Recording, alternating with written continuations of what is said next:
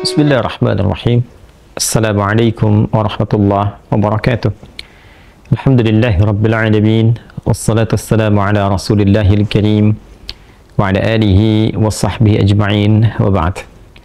Saudara-saudariku dimanapun Anda berada, semoga Allah subhanahu wa ta'ala memuliakan, menyehatkan, melindungi kita sampai dengan detik ini kita dapat bersua. Dan lebih dari itu, semoga Allah subhanahu wa ta'ala senantiasa memberikan taufik, panduan untuk menjalani kehidupan di dunia ini agar mendapatkan rahmat Allah subhanahu wa ta'ala yang bisa kita bawa pulang menghadap Allah pada hari kiamat kelak, insyaallah. Teman-teman, malam ini di tanggal 26 Oktober 2023 Masehi, edisi spesial yang biasanya kita membahas Aqsa dengan cukup panjang. Kali ini kita ingin berbagi pesan yang sangat singkat, yang dalam singkat ini kita ingin mengingatkan baik kepada diri saya pribadi dan kepada kita semua tentang satu bagian dari ayat Al-Quran yang kiranya penting kita renungi, yaitu Quran surah ke-81 At-Takwir di ayat ke-26, saat Allah subhanahu wa ta'ala berfirman, "Fa'aina tadhhabun?" Maka engkau itu sesungguhnya mau kemana? Ayat yang singkat tapi begitu padat dan sangat mendalam, memberikan satu kesan yang cukup menusuk ke dalam jiwa setiap manusia. Pertanyaan yang datang langsung dari pencipta kita, sesungguhnya engkau mau kemana? Allah sudah menjelaskan mengapa kita diciptakan. Allah sudah memberikan jalan kehidupan bagi kita dan menerangkan konsekuensi di balik pilihan-pilihan yang kita tetapkan untuk menempuh jalan-jalan yang dimaksudkan. Bila benar, resikonya seperti ini. Bila salah, konsekuensinya demikian. Maka, di antara sekian manusia yang telah mengetahui semua konsekuensi itu, terkadang masih mengedepankan bujukan-bujukan atau bahkan pengaruh-pengaruh nafsunya agar bergeser dari nilai-nilai kebaikan, bahkan nilai kemanusiaan yang telah Allah tetapkan. Ketika Allah menyampaikan, "Tidaklah aku ciptakan jin dan manusia itu kecuali untuk menaati aku, untuk beribadah kepada aku." Jadi sifat menjalani kehidupan di muka bumi ini adalah dilandaskan pada kepatuhan kita kepada Allah subhanahu wa ta'ala. Kepatuhan itulah yang disebut dengan ibadah. Patuh, tunduk, patuh, bahasa Arabnya itu disebut dengan Islam. Jadi Islam dalam pengertian etimologi secara bahasa artinya tunduk, patuh, taat. Orangnya disebut dengan Muslim. Jadi setiap manusia itu konsekuensinya memang mesti patuh, tunduk, dan taat kepada Sang Pencipta, yaitu Allah subhanahu wa ta'ala. Karena itu ketika Allah menyampaikan di dalam firman-Nya, "Wa ma khalaqtul jinna wal insa illa liya'budun." Tidaklah aku ciptakan jin dan manusia itu kecuali untuk menjadikan seluruh aktivitasnya agar menaati Allah subhanahu wa ta'ala, dijadikan sebagai ibadah. Jadi kita dari bangun tidur sampai tidur itu sejatinya adalah memetakan kurikulum untuk menaati Allah dalam bingkai ibadah, dilatih dalam bentuk ritual. Ritual itu untuk mengaktifkan titik spiritual kita, titik roh kita. Segala yang terkait dengan roh disebut rohani. Jadi dalam diri kita ini ada spiritnya, ada rohnya.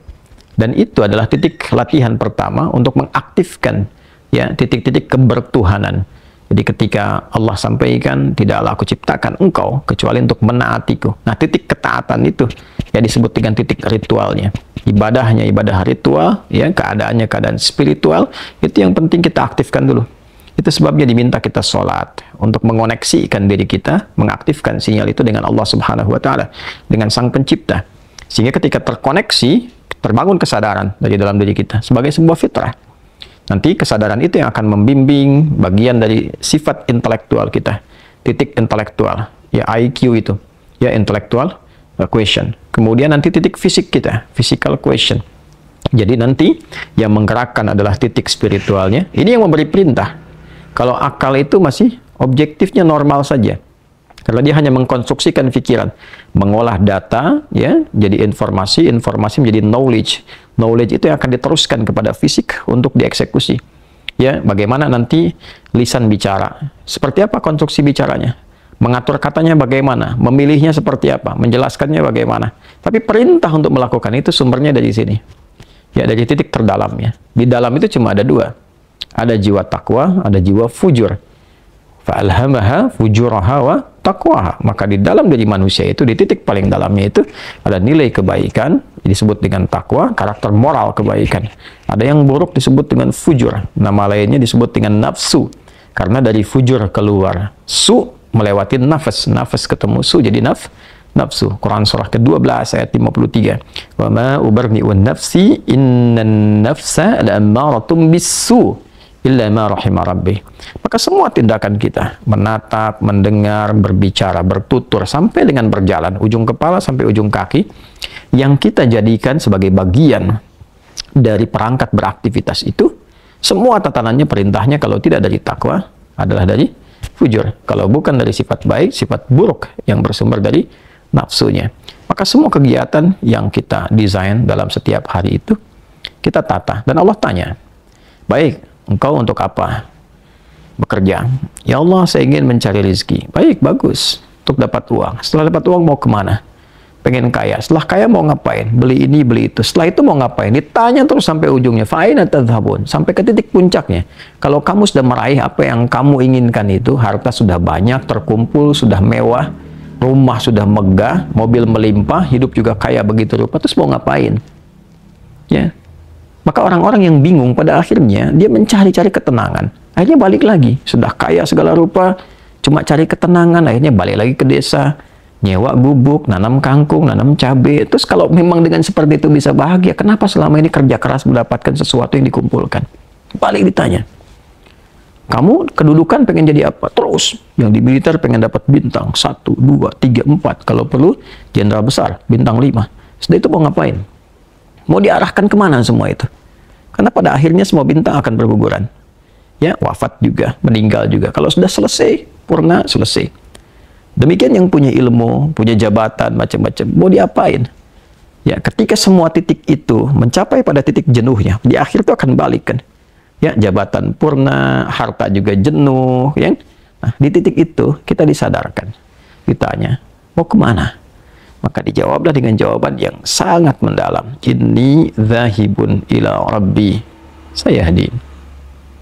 Yang terbaik adalah katakan, saya ini menyiapkan bekal untuk berjumpa dengan Rabbku. Itu jawaban yang paling indah. Ya, jadi kalau ditanya, mau kemana hidup ini? Kata Quran jawab, aku menyiapkan bekal untuk kembali dan berjumpa dengan Rabbku yang telah menciptaku. Dari situlah kemudian Allah katakan, aku berikan petunjuk kalau begitu. Yahdin. Ya, aku berikan petunjuk, kata Allah. Jadi orang-orang yang menyiapkan semua aktivitasnya dan dia lakukan untuk Allah, berjumpa dengan Allah, maka Allah akan berikan petunjuk dalam setiap aktivitas kehidupannya. Diberi petunjuk bagaimana mata memandang, telinga mendengar, lisan bicara, sampai kaki berjalan. Sehingga dia betul-betul menjadi pengabdi dari Rabb-Nya yang maha menyayanginya. Pengabdi disebut dengan abdun, jamaknya disebut dengan ibadun. Yang maha menyayangi disebut Rahman, maka disebutlah dia dengan ibadur Rahman. Wa ibadur Rahman alladzina yamshuna 'alal ardi hauna wa idza khatabahumul jahiluna qalu salama. Demikian di surah Al-Furqan itu. Itulah puncak yang mesti kita ikhtiarkan dalam kehidupan, yang kita selalu sampaikan dan komitmenkan sejak bangun tidur. Dan kita katakan, alhamdulillahilladzi ahyana ba'da ma amatana wa ilaihin nusyur. Terima kasih ya Allah, segala puji hanya milik-Mu yang telah memberi kesempatan hamba menjalani kehidupan. Padahal Engkau telah tahan nyawa hamba tadi dalam tidur. Sesuai ajal Kau berikan kesempatan. Hamba berjanji ya Allah, hamba akan menyebar beraktivitas untuk mencari bekal menghadap-Mu. Saudara-saudariku, sedalam, sejauh, sebanyak kegiatan, aktivitas jabatan yang telah kita kumpulkan, harta benda, pengetahuan, sampai detik ini, apakah betul-betul sudah kita siapkan sebagai bekal untuk bertemu dengan Allah?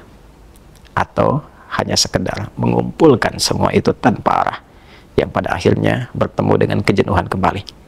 Renungkanlah malam ini, malam Jumat. Jumat saat manusia pertama diciptakan, diturunkan di surga, mengawali misi di dunia, diwafatkan, dan di titik itu kita akan berpisah dengan dunia. Saat azan berkumandang, nampak jelas seluruhnya. Semoga Allah muliakan kita. Selamat merenung. Allahu Akbar. Allahu Akbar. Subhanakallahumma bihamdika nasyhadu an la ilaha illa anta nastaghfiruka wa natubu ilaik. Alhamdulillahirabbil alamin. Assalamualaikum warahmatullahi wabarakatuh.